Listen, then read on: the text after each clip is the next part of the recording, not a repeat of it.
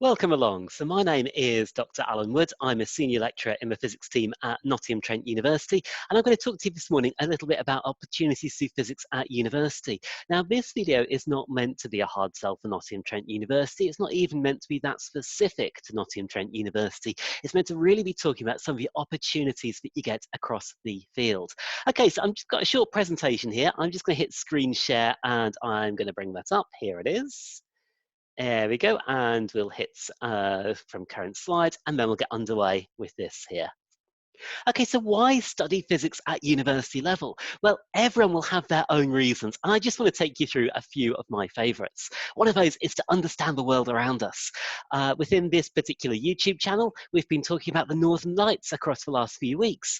And the thing is, 100 years ago, they were just pretty lights in the sky. And in the last 100 years, we've gone from that to being able to talk about what might cause the Northern Lights, to be able to understand a bit more about them, to come up with better and better predictions to do with them. It's a really exciting time to study physics. We can understand not just the world around us, but other places across the solar system, across the galaxy, across the universe as well. We've been able to send space missions to places within the solar system within the last few decades. And here is an image from a Viking mission to Mars. It's a really exciting time to study physics. Why study physics? Well, the laws of physics that apply at the very, very large scales can also help us to understand some of the very, very small scales. So on the left here, we've got an image of elliptical galaxy NGC 4125 taken by some of our final year project students at Nottingham Trent University using the observatory. On the right are STOMA particles. Again, this image is taken using the electron microscopes at Nottingham Trent University. And physics lets us explore this whole range of scale sizes. It gives us the keys to unlock the universe. Physics is also phenomenally useful. Here are some images from a final year project done by one of our students, Rachel Boville. What she was doing is she was looking at automatic identification of people. And at airports and ferry ports and places like that, that's traditionally done in things like e-passport gates, looking at people face on. She was seeing, can the same techniques work if you look at people side on? We've got light areas, we've got differences. Dark areas are similarities. So image one seems to be a match. So it appears, yes, it can work. Physics is useful. Why study physics at university level? Well, at university level, at many, but not all universities, you have the opportunity not just to read about material, not just to study it in theoretical lectures, but to make your own observations. So here, for example, is the solar spectrum. It's like the fingerprint of the sun. It tells us what the sun is made up of. And here are two of our students, Dave Fairclough and Chris Dilley, making their own observations of the solar spectrum, so finding out for themselves what the sun is made up of. Why study physics at university level? Well, to be inspired. Most students who choose to study physics at university have done so because they really enjoy the subject. Many staff who teach at university level do so because they really enjoy the subject. It's an environment where you can be inspired. So just to give you a feel of what the Nottingham Trent University teaching team is like, I just want to take a few examples of some of the staff. And this gives you a good feel of what a typical university teaching team might be like. So for example, one of our professors, Haida, she's an internationally recognized expert in advanced optical imaging and sensing for archaeology, art history and conservation. So she's applied her background in astrophysics, where you look at astrophysical objects in loads of different wavelengths of light. She's applied those same technique to look at artwork in loads of different wavelengths of light. And that's really useful for the point of view of art conservation. Dave Fairhurst describes himself as an inquisitive physicist. He loves to inspire his students with the wonder of the universe. He loves to do things like create rainbows using water, using alcohol, using a mixture of the two when we have visiting schools groups come in. And the thing is, the rainbows are slightly different in all those cases. And we can look at the physics of why. Mike Newton has more than 30 years experience developing experimental equipment and instrumentation. I get to do research work on some massive radars called the IceCat radars, and I link that into my teaching. So you've got this wealth of people across the teaching team. We've got about 15 people on our teaching team, and that's fairly typical. I'm just giving you a few examples here. We've got this wealth of people who have got experience in a whole range of different research fields, who are absolute experts in those fields, people who are really good at communicating physics. And at the helm, we've got Dr. Bill Neal. He has more than 30 years of experience teaching in UK universities, and he's a member of the Higher Education Advisory Group at the Institute of Physics. And so he is really good at taking these diverse range of ideas and turning them into a great course. And the same is true at many, but not all universities. So if you look at the courses at many universities, you'll find there's not just one physics course, but many of them. And these are some of the physics courses available at Nottingham Trent University. So you can see there's 7 of them there. And this is the tube map showing what students study in the first couple of years. Now you can see there's a lot of common content initially within these courses. And then as we look into the later years, we find this crisscrossing tube map that shows that students begin to specialize. And so at many, but not all universities, there's significant opportunities to change between these courses within year 1. So you might go somewhere to study, I don't know, physics with astrophysics, and discover that the material you really want to be doing is physics with nuclear technology. And at many universities within the first year, you've got the option to make those kinds of changes. Now, let's just look at a course map just for one of the courses at Nottingham Trent University. And you can see here we've got year 1, year 2, and year 3. And in year 1, you can see a whole bunch of different topics. And this is what most universities do. They don't just teach physics, they teach it based on a series of modules. And what do these modules look like? Well, as an example, let's take one of our second year modules, thermal and environmental physics. So this module here includes thermal physics, a core subject specified by the Institute of Physics. So every accredited physics degree in the UK will include this. Now then, the universities have choices about how to apply this. They can apply it to anything they like. And how we choose to apply it at Nottingham Trent University is to environmental physics. To look at atmospheric physics for northern lights, climate change, power generation, all those sorts of things. We choose how to teach that. We use a mixture of lectures, seminars, workshops, and labs. And how is this module assessed? Well, through a mixture of examination, lab sessions, and coursework. And you'll find this kind of mix occurring at many, but not all universities. So what does a typical timetable look like? Well, you can see here a typical year 1 timetable for Nottingham Trent University. And so you can see there's some nice big lecture slots here in either 1 hour or 2 hour blocks. You can then see that there are lab sessions across longer periods of time, across 3 to 4 hours. And so that's fairly typical. And you can also see lots of gaps. Again, that's fairly typical around the sector. Now, those gaps fill up really quickly because a full-time degree should take you about 37 hours a week. So some of that is for scheduled contact time, and some of that is the time that you need to spend outside lectures, outside labs to really get to grips with the material. Now, what most but not all universities do is they keep Wednesday afternoons free for clubs and societies as well. Now, there are all sorts of specialist courses, and this is one of the specialist courses at Nottingham Trent University, and you can see specialist modules there all the way through. And you can see a guaranteed specialist final year project in astronomy, astrophysics, space science, or cosmology, and many universities offer these kinds of specialist courses. Many, but not all universities offer the opportunity to go on placements. And these are some of the places that some of the students at Nottingham Trent University have been for a placement in the last few years. So what is a placement? Well, a placement is typically a year in industry in between year 2 and year 3 of your degree. Now, we cannot guarantee that any particular student goes on a placement or that any particular student goes to a particular industrial partner. Almost no university can, because applying for placements is like applying for jobs. So for example, Frank and Aaron, 2 of our students, wanted to go to CERN, and we helped them with their applications, wrote some very good and very well-deserved references, and there they are at CERN. Emma, she went off to RAL Space, which is a part of the Science and Technology Facilities Council site in Oxfordshire. And while she was there, she was working on an instrument that was then deployed in Mexico, and you can see her there in Mexico. And so there's some really good opportunities for students to undertake placements. Many universities pride themselves in their research work too. And here is our research team at Nottingham Trent University. Now, every university prides itself in particular areas of excellence within their physics undergraduate course. And one of the areas which we pride ourselves in at Nottingham Trent University is giving the students the opportunity to get involved in research work. And that can happen one of two ways. As part and parcel of our MSci physics course, so that's our undergraduate 4-year master's course, the students who go on that course spend half of their final year working within one of our research groups. We also have a scheme whereby students can apply for paid summer studentships in our research groups. And that's highly competitive. And every year we have about twice the number of people who apply for that scheme as we've got places available. So we have to interview and select the best students to take part in that scheme. But again, that's an opportunity for our undergraduate students to work within one of our research groups. And and that gives a real hands-on feel for research. We like to make sure our students get the credit they deserve for the work they undertake.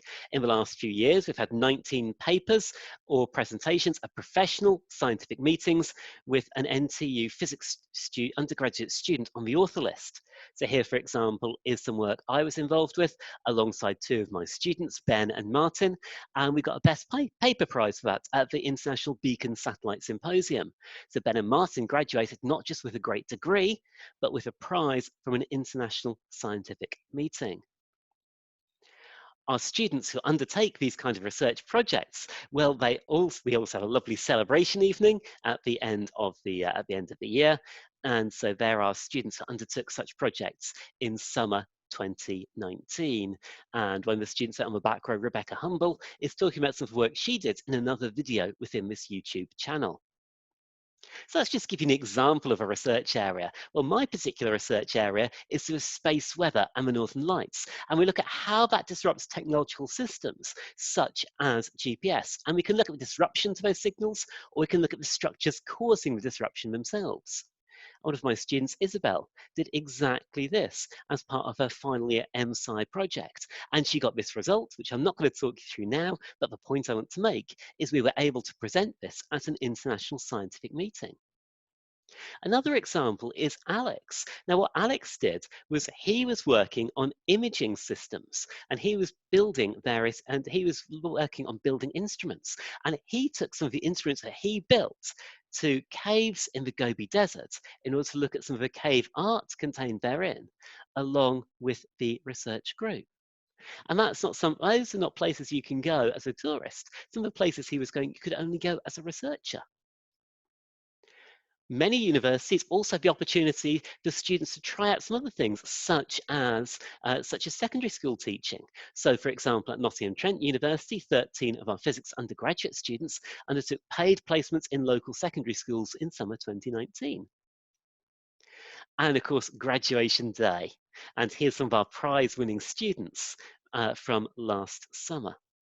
And of course, graduation is the highlight of the academic year at most universities, when students walk across the stage having achieved their degree and having achieved so much. What happens next? Well, here's just a few places where some of the students from Nottingham Trent University have graduated in physics have gone on to. Gavi, she's working on the expansion of Heathrow Airport at Balfour Beatty. We've had people who've gone into Rolls-Royce, who've gone into things like public engagement and science. So Lauren has done exactly that at the Science and Technology Facilities Council. Luke, he used the work he had done as a physicist and now works within the NHS doing medical physics. We've had people who've gone on to PhDs, who've gone on to industrial places like Jaguar Land Rover. And so you can see a vast array of possibilities here. One that's particularly exciting, which I can't quite see here, but is on this list somewhere, is Chris, who went off to the National Physics Lab to work on a redefinition of SI. So there's really exciting opportunities there. And many universities will run physics degrees that open up these kinds of opportunities. Most, but not all, universities have physics societies run by students for students. And these will include things like guest lectures, public events, being involved in competitions, all sorts of trips. And so these are run by students for students. So they tend to vary in their style and outlook at different universities and vary in terms of their style and outlook from year to year as well.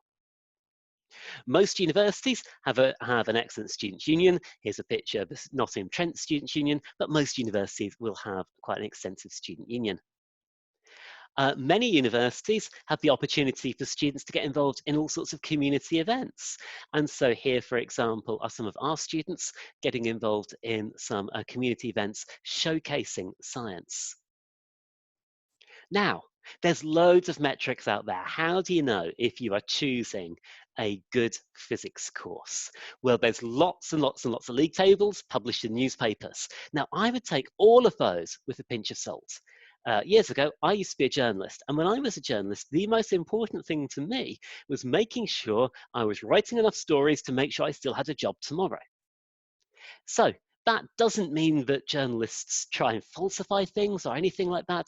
But what it means is the league tables in the newspapers may not have the same level of rigor going into them as some of the government statistics. So some of the government statistics are the ones I would really go for. So, for example, there's something called a National Student Survey. This is run independently of universities, and every final year undergraduate in Britain is given the opportunity to respond to this anonymously. So they can say what they really think. And this is a really good measure of what students think of different university courses all over the UK. Professional accreditation. The Institute of Physics accredits physics degrees across the UK. And that is a very good measure of the quality of a physics degree. The Teaching Excellence Framework. This is the government's measure of teaching excellence within universities. And again, this is another really good, rigorous measure, in my opinion. So these are really good things to look at. None of these, in my opinion, are a substitute for visiting universities yourself and making your own judgment. So in the autumn, or as it comes around to next spring, I'd advise you to go along to open days, have a look at different universities and see what you think for yourselves. I've got some advice for you. I'm an admissions tutor for physics at Nottingham Trent University, and I've got some advice for you if you are considering studying physics at university. First of all, read course brochures. Lots of universities put out information on their websites, and if you go to an open day, they will often give you a physical course brochure. There's a lot of information in there, but it does give you a really good feel of what that particular opportunity is like. Visit universities. So don't just go along with what it says on the website. If you look at most university websites, you'll find it is always sunny and everyone is always smiling. Go along to open days and have a look for yourself. If you're interested in studying physics, ask, are the courses accredited by the Institute of Physics? That is a real badge of the quality of a course, in my opinion. Look at what current students think of the course. Have a look at the National Student Survey. If you visit someone on open day, think about what equipment you will actually be using. Most universities try out every shiny toy they've got on an open day. Be clear about what, as an undergraduate student, you would actually be using.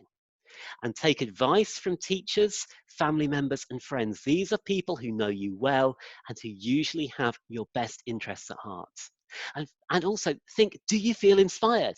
If you go to a university open day, and you think, this is wonderful, I'm really enjoying this, I could see myself being happy, working and living here for 3 years, it may well be the right place for you. If you go along there and you're listening to some talks and you're 10 minutes in and you're thinking, I'm bored, what time's lunch? Well, maybe that is not the place that is right for you. There are some key questions you should think about. Think about what you will do if on results day you don't get the grades you need for where you want to go. Hopefully you will. Hopefully there'll be no problem. But the worst time to come up with a backup plan is on results day itself. So think about that in advance.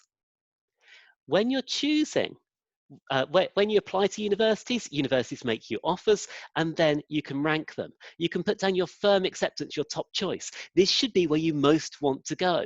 It is not necessarily the place that makes you the highest offer. It is the place you most want to go, where you can see yourself being happy, living and working for 3 years. Your insurance acceptance should be where you'd be happy to study if you can't get your top choice. So, if you apply to a whole bunch of different universities, one asks you for 3 Cs and that's where you really want to go. One asks you for 3 As and you're not too fussed on that university, put the one with 3 Cs first. And if you can't if everywhere else has asked you for 3As, you may decide that you're not going to put anything down as your insurance acceptance. That's absolutely fine. You don't have to put both down. And it might be, on the other hand, that you apply to 5 universities, you go and visit them, and you only like one of them. In that case, only put one down at all. Leave the insurance acceptance blank. And the reason for that is it then means that if you don't get your firm acceptance, your top choice, you can go into clearing. And at the moment, the way the demographics are, is there's lots of places available to study physics compared to the number of students. That means you're likely to have a significant amount of choice, even on results day, even in clearing. Remember that high entry criteria is not the same as a high quality course. High entry criteria only means high entry criteria. Look at things like the National Student Survey. Look at things like professional accreditation. Look at things like the Teaching Excellence Framework. Visit places for yourself and make your own decision. And so look at those kind of things. Now, because I'm admissions tutor at Nottingham Trent University, I do want to do a quick little plug for Nottingham Trent University to say that we've got a great reputation. We've got a gold rating in the government's Teaching Excellence Framework exercise, and the rankings based on that exercise produced by the Times Higher Education put us 3rd in the UK. We've got a number of awards. We're Guardian University of the Year 2019, Modern University of the Year in the Times and Sunday Times Good University Guide 2018. We were first for teaching quality in physics in the Times and Sunday Times Good University Guide 2018, University of the Year in the Times Higher Education Awards 2017. We've got professional accreditation, our MSci physics course, and all of our core BSc physics courses. So that's BSc Physics, BSc Physics with Astrophysics, and BSc Physics with Nuclear Technology are accredited by the Institute of Physics. And we get consistently high scores in the National Student Survey. We had 97% student satisfaction across our physics cluster in 2019 and 100% student satisfaction for MSci Physics. 100% of our students said staff are good at explaining things, and 100% of our students said that the course is intellectually stimulating. Those are out of the students who responded to the survey for 2019. So that's where we're going to finish this short talk. If you are interested in a physics degree, have a look at UCAS, have a look at the range of degrees available there. Also have a look at the Institute of Physics website. They list all accredited physics courses in the UK. If you're interested in Nottingham Trent University, do come along to one of our open days in the autumn. You'll find those if you Google Nottingham Trent University open days, and also have a look at our website. Google Nottingham Trent University Physics, and those will appear there. Okay, thank you very much for your attention. There's a load of other great videos available on this YouTube channel. And if you look at the notes of this video, that'll direct you towards those. Thank you very much for your attention. Enjoy the rest of your day.